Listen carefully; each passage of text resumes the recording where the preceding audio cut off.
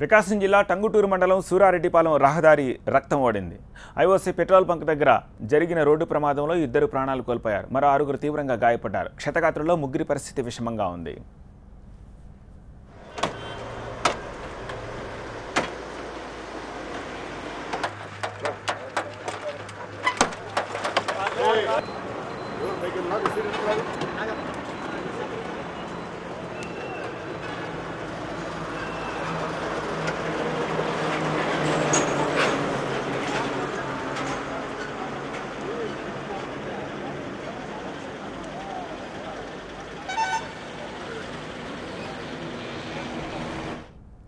పాత గుంటూరుకు చెందిన పడవల రామస్వామి కుటుంబ సభ్యులు తిరుపతికి వెళ్లి తిరిగి వస్తూ ఉండగా ఈ ప్రమాదం జరిగింది. నిద్రమత్తులో ఆగి ఉన్న లారీని ఢీకొట్టడంతో 2 స్పాట్లోనే చనిపోయారు. టాటా సఫారీ వాహనం పూర్తిగా ధ్వంసమైంది. మృతదేహాలు కారులో ఇరుక్కుపోవడంతో బయటకు తీయడం కష్టంగా మారింది. క్షతగాత్రులను పోలీసు వాహనంలోనే ఆసుపత్రికి తరలించారు.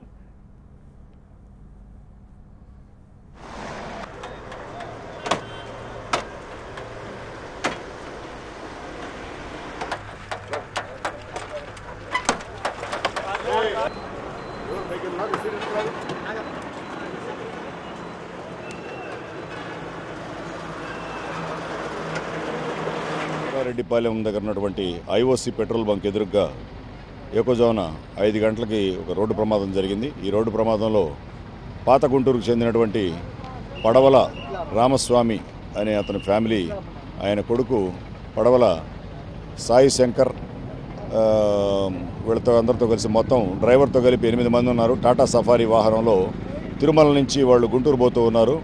ఈ క్రమంలో ఈ జాతీయ రహదారి NH-16 మీద కాటన్ లోడు ప్రతి లోడుతో ఉన్నటువంటి లారీ, ఆగి ఉన్నటువంటి లారీని నిద్రపోయి వెనక నుంచి కుదటం, బండి అంతా కూడా టాటా సఫారీ బానెట్ అంతా కూడా లారీ కిందకి వెళ్ళిపోవటం.